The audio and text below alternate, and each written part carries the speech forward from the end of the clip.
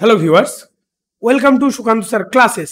তো আমাদের ফিজিক্সের যে সিরিজ চলছিল তার আজকে 6 নাম্বার ভিডিও। রেগুলার তোমাদের জন্য বাছাই করা 20টি কোশ্চেন অ্যান্সার নিয়ে, শুধুমাত্র ফিজিক্স নয়, ফিজিক্স কেমিস্ট্রি বায়োলজি অর্থাৎ পুরো সায়েন্সের সিরিজ চলছে আমাদের রাত 8টা থেকে। রেলওয়ে স্পেশাল সিরিজ হওয়া সত্ত্বেও এটি কিন্তু WBP with KP, PSC, SSC সমস্ত পরীক্ষার জন্য সমানভাবে ইম্পর্টেন্ট। তো বাইলিঙ্গুয়ালি সমস্ত সিরিজগুলো চলছে এবং পিওয়াইকিউ অর্থাৎ প্রিভিয়াস ইয়ারে আসা কোশ্চেন অ্যান্সার নিয়ে সম্পূর্ণ বর্ণনা সহ কিন্তু আলোচনা হচ্ছে। ওকে, যারা আমাদের সঙ্গে এখনো জয়েন হওনি, নিচে ডেসক্রিপশনে যাও এবং প্লে লিস্ট থেকে ডেসক্রিপশন থেকে আমাদের টেলিগ্রাম গ্রুপের সঙ্গে জয়েন হয়ে যাও। আমাদের ক্লাস রুটিনটা জিএ অর্থাৎ জেনারেল অ্যাওয়ারনেসের ভিডিও থাকছে রোজ সকাল 7টায়, ইংলিশের ভিডিও সন্ধ্যে 7টায়, সায়েন্সের স্পেশাল ভিডিও থাকছে রাত 8টায় এবং ম্যাথামেটিক্স, জিআই, ডাউট ক্লিয়ার সহ সম্পূর্ণ এক্সাম স্ট্র্যাটেজি সহ লাইভ সিরিজ যেটা হচ্ছে সেটা হচ্ছে রাত 10টা থেকে বাইলিঙ্গুয়াল। ওকে, চলো আজকের 1 নাম্বার কোশ্চেন বলা হচ্ছে কোন কণার গতিশক্তি সর্বাধিক কখন? কোনো একটি কণার গতিশক্তি সর্বাধিক হয় কখন? তো মানে কোন কণার, তরল এবং কঠিনের, কঠিনের তরল নাকি গ্যাসের? তো সঠিক উত্তর হয়েছে হচ্ছে গ্যাসের। গ্যাসের কণার সব থেকে গতিশক্তি বেশি হয়, সব থেকে বেশি এদের মধ্যে ডিস্টেন্স থাকে এই অণুগুলোর মধ্যে, গ্যাসের অণুগুলোর মধ্যে। তরলের তার থেকে কম, কঠিনের তার থেকেও কম, মানে কঠিনের অণুগুলো একদম কাছাকাছি থাকে বলে সলিড ফরমেশন গঠন করতে পারে। ঠিক আছে, 2 নম্বর কোশ্চেন দেখো, 90 × 10 জুল। ঠিক আছে, আমরা আগের ভিডিওগুলোতে কোনটার একক কি সেগুলো সব জেনেছিলাম কার্যক্ষমতা শক্তির ক্ষেত্রে, বা তারও আগে যখন আমরা স্কেলার ভেক্টর রাশি পড়েছিলাম বা হচ্ছে কি তোমার ইউনিট মানে একক এবং মাত্রা পড়েছিলাম। তো সবগুলোতে আমাদের ভিডিওগুলো পরপর দেখো, তাহলে সমস্ত এককগুলো সম্বন্ধে তোমাদের ধারণা চলে আসবে। তাহলে 90 × 10 জুল অফ এনার্জি, মানে এখানে ক্ষমতার কথা বলে দিয়েছে। একটি বাড়িতে 1 মাসে এত জুল শক্তি খরচ হয়, তাহলে ইউনিটে ওই শক্তি কত হয়, মানে কত ইউনিট হবে। তাহলে ইউনিটের সঙ্গে জুলের কনভার্সনটা মনে রাখতে হবে তোমাকে। ঠিক আছে, এই জায়গাটা একটুখানি ভালো করে নজর দাও। 1 ইউনিট সমান সমান 1 কিলোওয়াট। ঠিক আছে, 1 ইউনিট মানে 1 কিলোওয়াট হলো, আর 1 কিলোওয়াট মানে 3.6 × 10⁶ জুল। বোঝা গেল? 3.6 × 10⁶ জুল। তাহলে আমাদের ক্ষেত্রে কি বলেছে, 9 × 10 জুল আমাদের শক্তি রয়েছে। এখান থেকে আমাদের যেটা হবে সেটা হচ্ছে যে আমাদের এনার্জিটা কত হয়ে যাবে, এনার্জিটা আমাদের যেটা হয়ে যাবে সেটা হচ্ছে যে আচ্ছা এইখানে না 10⁶ ছিল, একটুখানি কোশ্চেনের ডিসপুট ছিল, 90 × 10⁶ জুল এখানে ছিল। ঠিক আছে, 90 × 10⁶ জুল। তাহলে মোট আমাদের এনার্জি কতটা যাবে, আমাদের 90 × 10⁶ জুল বাই এত, মানে 1 কিলোওয়াট মানে এইটা, তাই না? 1 কিলোওয়াট মানে এইটা, তাহলে 1 কিলোওয়াট দিয়ে যদি আমি ভাগ করি তাহলে 250 ইউনিট, মানে 250 কিলোওয়াট কারেন্ট পড়ছে, অর্থাৎ 250 ইউনিট কারেন্ট পড়ছে। ঠিক আছে, 3 নম্বর কোশ্চেনটা দেখো, যখন একটি সংকুচিত স্প্রিং নির্গত হয় তখন এটি তার সম্ভাব্য শক্তিকে কিসে রূপান্তরিত করবে? গতিশক্তিতে রূপান্তরিত করবে, তাই না? সংকুচিত স্প্রিং মানে স্প্রিংটা ধরো এরকম পেঁচানো ছিল, কোনো কারণে এটা বাধা ছিল এরকম ভাবে, কোনো কারণে রিলিজ হয়ে গেল, তাহলে এটা কি হবে, এরকম ভাবে ছড়িয়ে যাবে, তাই না? এরকম ভাবে ছড়িয়ে যাবে, তাহলে এটা কি হবে, এটা জাস্ট গতিশক্তিতে ফরমেশন নিল। বোঝা গেল?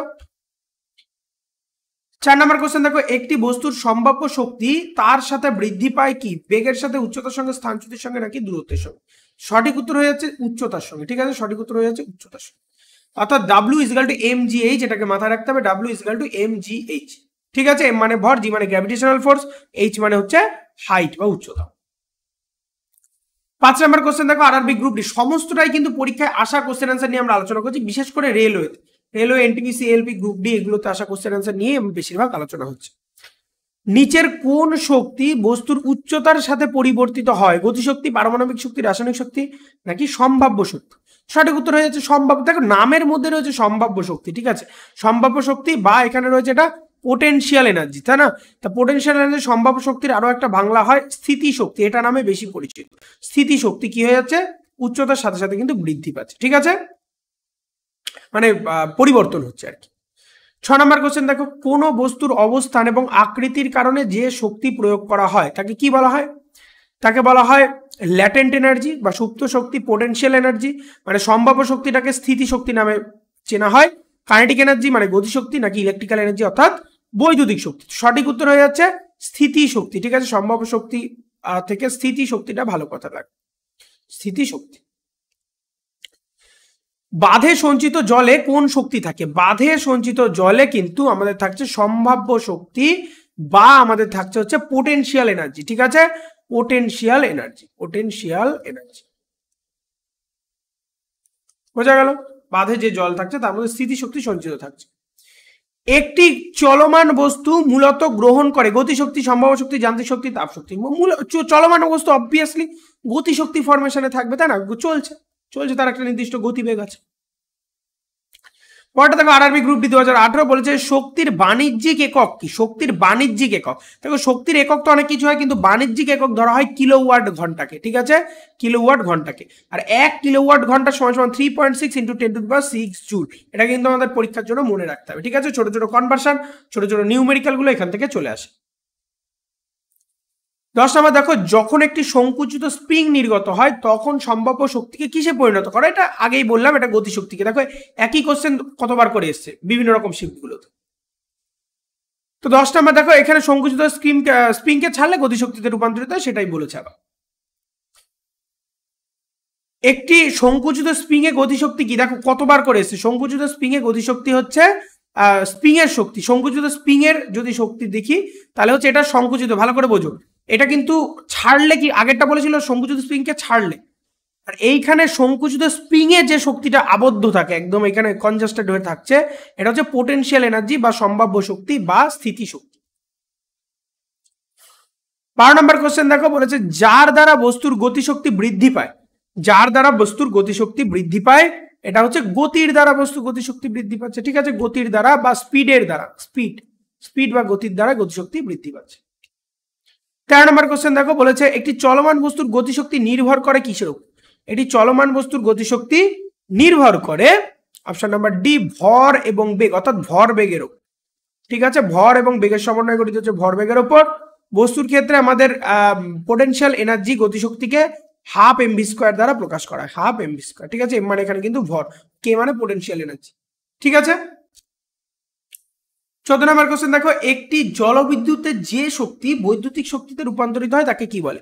জলবিদ্যুৎ তৈরির সময় যে শক্তি বৈদ্যুতিক শক্তিতে রূপান্তরিত হয়, এটা গতিশক্তি, বৈদ্যুতিক শক্তি। কারণ যখন বাঁধের থেকে জল কিছুটা পরিমাণ ছাড়া হলো তখন যে স্পিড থাকে জলের, সেই স্পিডকে কাজে লাগিয়ে এখানে টারবাইন ঘুরিয়ে তোমাকে আমাদের জলবিদ্যুৎ উৎপন্ন করা হয়, দ্যাট ইজ গতিশক্তিকে কাজে লাগানো হচ্ছে সেখানে, ঠিক আছে? 15 নম্বর কোশ্চেনে দেখো নিম্নলিখিত উল্লেখযোগ্য কার্যকলাপগুলির মধ্যে কোনটি সম্ভাব্য শক্তি গতিশক্তিতে রূপান্তরিত হয়েছে? তো একটি পেন্ডুলামের দোলনা, পেন্ডুলামের এটা হচ্ছে সম্ভাব্য শক্তিটা গতিশক্তি, মানে পেন্ডুলাম যদি এখান থেকে তুমি ছেড়ে দাও তাহলে কি করবে? এই যে অসিলেট করবে, এরকম ভাবে অসিলেট করবে, তার মানে গতিটা সম্ভাব্য শক্তিতে রূপান্তরিত হচ্ছে, ঠিক আছে? গতিশক্তিতে রূপান্তরিত হচ্ছে। 16 নম্বর কোশ্চেন দেখো বলছে উত্থাপিত হাতুড়ি কি আছে? উত্থাপিত হাতুড়ির মধ্যে কি আছে? সম্ভাব্য শক্তি বা পোটেনশিয়াল এনার্জি। একটা হাতুড়ি তুলে রেখেছো, ধরো হাতুড়িটা তুমি এইভাবে তুলে রেখেছো, ঠিক আছে? এই হ্যামার ধরো রয়েছে, এইভাবে তোলা রয়েছে, তাহলে এটা কি, এটার মধ্যে কি রয়েছে? এটার মধ্যে স্থিতিশক্তি ভরপুর রয়েছে, ঠিক আছে? স্থিতিশক্তি ভরপুর রয়েছে। এটা যখন ছাড়ছো তখন গতিশক্তিতে পরিণত হচ্ছে, ঠিক আছে? সম্ভাব্য শক্তি বা স্থিতিশক্তি। প্রসারিত রবার ব্যান্ডে, প্রসারিত একটা রবার ব্যান্ডকে এরকম টেনে রেখেছো দুপাশ থেকে জোরে করে, এটা কি ধরনের শক্তি রয়েছে এর মধ্যে? এটার মধ্যে রয়েছে, এখানেও পোটেনশিয়াল এনার্জি রয়েছে, পোটেনশিয়াল এনার্জি, ঠিক আছে? তো একটা জিনিস বোঝো, একটা জিনিসকে যখন তার ফর্ম চেঞ্জ করতো, মানে স্প্রিংকে সংকুচিত করছো, একটা রবার ব্যান্ডকে টেনে রাখছো, তখন পোটেনশিয়াল এনার্জি থাকছে। যেই মুহূর্তে সেটা তুমি ছেড়ে দিচ্ছ, সে আগের জায়গায় ফিরে আসার চেষ্টা করবে, তখন সেটা গতিশক্তিতে পরিণত হয়, ঠিক আছে? 8 নম্বর কোশ্চেন দেখো এগুলোর কোনটি সৃষ্টি বা ধ্বংস করা যায় না? কোনটি কর্মশক্তিকে সৃষ্টি বা ধ্বংস করা যায় না, ঠিক আছে? কর্মশক্তিকে সৃষ্টি বা ধ্বংস করা যায় না, বা এনার্জি বা শক্তিকে সৃষ্টি বা ধ্বংস করা যায় না, শুধু এক রূপ থেকে অন্য রূপে ট্রান্সফার করা যায়। 19 নম্বর কোশ্চেন দেখো কোন বস্তুর অবস্থান এবং কনফিগারেশনের দ্বারা প্রাপ্ত শক্তিকে কি বলা হয়? প্রাপ্ত শক্তিকে বলা হয় সম্ভাব্য শক্তি বা পোটেনশিয়াল এনার্জি, ঠিক আছে? বা স্থিতি শক্তি। 20 নম্বর কোশ্চেন দেখো ভর এম বিশিষ্ট একটি বস্তুকে ভি গতিবেগে চলছে এবং গতিশক্তি এ, যদি তার বেগ দ্বিগুণ করা হয় তাহলে গতিশক্তি কি হয়ে যাবে? বেগ দ্বিগুণ করা হয়ে গেলে গতিশক্তি 4 গুণ হয়ে যাবে, ঠিক আছে? বেগ দ্বিগুণ করা হয়ে গেলে গতিশক্তি 4 গুণ হয়ে যাবে, কারণ আমরা জানি গতিশক্তির ফর্মুলা কি, দেখো কিভাবে আসছে, 1/2 mv², এটা প্রাথমিকভাবে ছিল আমাদের। এইবার আমাদের কি হয়েছে? বেগকে দ্বিগুণ করা হয়েছে, ভি কে তাহলে ডবল করা হয়ে গেল, তাহলে ধরো এখানে আমাদের k1 নাম দিলে, এইবার নতুন k2 নতুন ভাবে তৈরি হচ্ছে, 1/2 m, ভিটা ডবল হয়ে যাচ্ছে 2v², তাহলে এটাকে তুমি কি লিখতে পারো? 1/2 × m × 2 × 4 × v², তাই না? তাহলে এখান থেকে তুমি করতে পারো, এখান থেকে কাটাকুটি গেল 2। তাহলে আবার তুমি এরকম ভাবে লিখতে পারো যে হাফ ইন্টু 4mv² বা 4 ইন্টু হাফ mv² এরকম লিখতেই পারো, তাই না? তাহলে হাফ mv² মানে কি ছিল, k1 ছিল, ইকুয়াল টু 4 ইন্টু q। তাহলে হচ্ছে গতিশক্তিটা কি হয়েছে, 4 গুণ হয়ে। বোঝা গেল? তো এইরকম নিউমেরিক্যাল গুলো কিন্তু আমাদের আসছে বা আসে। তো এই ছিল আজকের 20টা কোশ্চেনের তোমাদের একটা সংক্ষিপ্ত বা বিস্তৃত ধারণা। ভালো লাগলে অবশ্যই সাবস্ক্রাইব করে বেল আইকন প্রেস করো, লাইক কমেন্ট এবং অবশ্যই শেয়ার করো। যারা আমাদের টেলিগ্রামের সঙ্গে এখনো যুক্ত নেই, অবশ্যই নিচে ডেসক্রিপশন থেকে টেলিগ্রাম চ্যানেলের সঙ্গে জয়েন হয়ে যাও সমস্ত ভিডিও পিডিএফ নোটিফিকেশনগুলো পাওয়ার জন্য। Be successful in your life.